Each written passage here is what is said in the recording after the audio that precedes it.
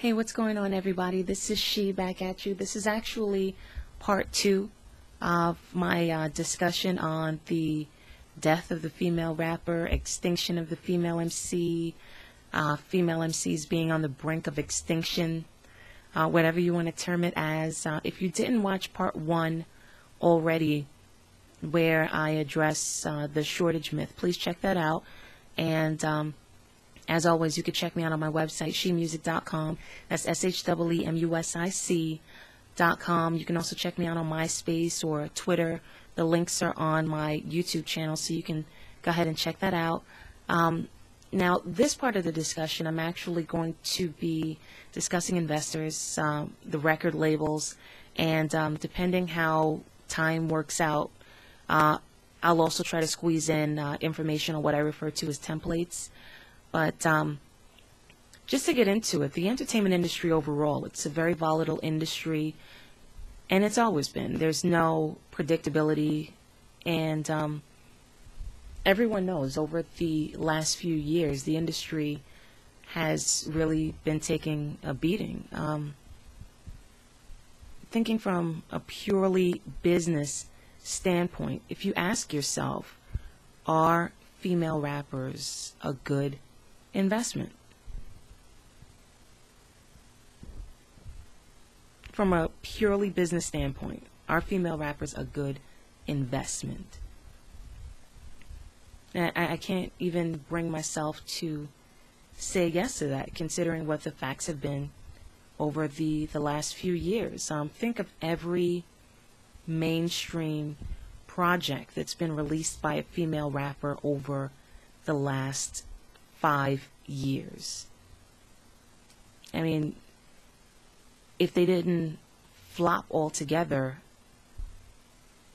they didn't sell as much as was initially projected. Not just the new artists either, like Little Mama, like all of the big guns, all of the female rappers that already have platinum plaques on their walls. They've experienced difficulty as well. Missy came out with a great 3D video, and then what happened to that project? Eve came back on the scene with her single Tambourine, and then what happened to that project? Remy put out a project, and that didn't do as well as she would have hoped. And Foxy's last album, Shauna's last album, you can just go down the line with all of the projects that have been released over the last couple of years. No company has money to throw out of the window. I mean, if something has proven that, it doesn't work, you can't keep throwing money at it. So what predicament does that put female rappers in right now? If you ask yourself, how do you convince a business that you're a worthwhile investment when similar business models are performing poorly?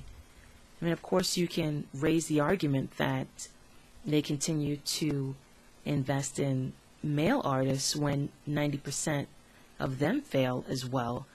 But I think the problem lies with people like me that aren't just looking at it with financial motives, but also with cultural sentiment. Because labels understand the role that music plays in popular culture and in the minds of impressionable youth. And overall, I mean, not to invest in female rappers,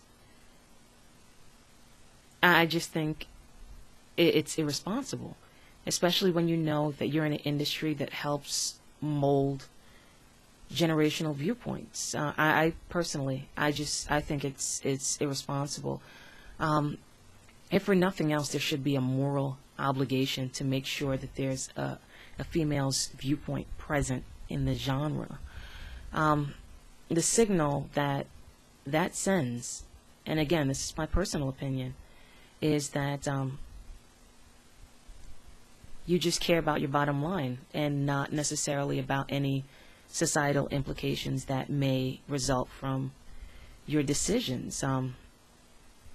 I look at it like, the community's being pimped. And when you look at the images of females that you see, they're accessories in videos. They're dancing around half naked. They're gyrating alongside fully clothed men. What message does that send to young women?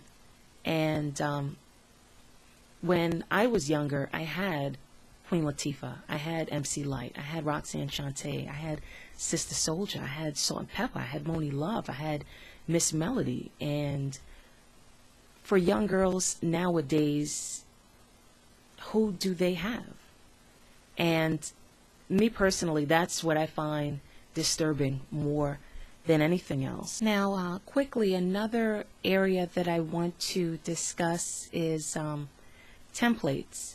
Now, when I say templates, I'm referring to the mimicking of a proven formula. I think that the labels, they feed into it a little bit too much when it comes to female rappers, and ultimately it came to our detriment. You can argue they do this with men as well, but when you have a formula or a strategy that's working with males, when it no longer works, they move on to something else. Now, for female rappers, they haven't found what that something else is as of yet, and for that reason, it appears they actually just closed the doors for the gender in the genre overall. I'm not going to spend too much time trying to feed into the whole notion of strip hop and excessive materialism and things of that nature, but one area I would like to discuss is the first lady phenomenon that I'd say in the late 90s, it was actually just very popular to have a female rapper come up in a camp. And with, let's say, Lil' Kim, people automatically associated her with Biggie.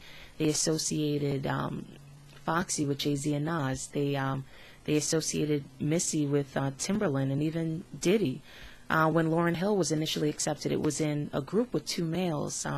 People associate Remy with Terror Squad, Big Pun and Fat Joe, Shauna with Ludacris, and Eve with DMX and Rough Riders, or Dr. Dre. That's pretty much just the way it worked, and that strategy, that formula, it no longer works. And you'd have to ask yourself, where do you go from here now that the well ran dry, so to speak, and there is no shortcut, there is no pattern that you can follow that would help you gain acceptance from the public. That was something that was particularly troubling for female rappers. I would say it was a double-edged sword, because you knew that once you became the first lady of the camp, whoever the dominant male rapper was that was in that clique or whatever have you, your career would never exceed his. And as his fame dies down, yours will as well, or it would be much more difficult for you to gain or retain public acceptance. Now, if you're a female in a dominant role and you're trying to sell yourself as this independent female, if you came into the game and you were already, your fame rather, it was already contingent on a male, it's almost like an oxymoron. But I just wanted to take the time to go over templates as well, while I was on the topic of addressing record labels and investors overall, and what difficulties female rappers have been experiencing over the last couple of years as a result. And but what I will do in my next segment, I'm going to go over consumers and the general buying public, and what impact they've had on what's currently transpiring with female rappers in the game.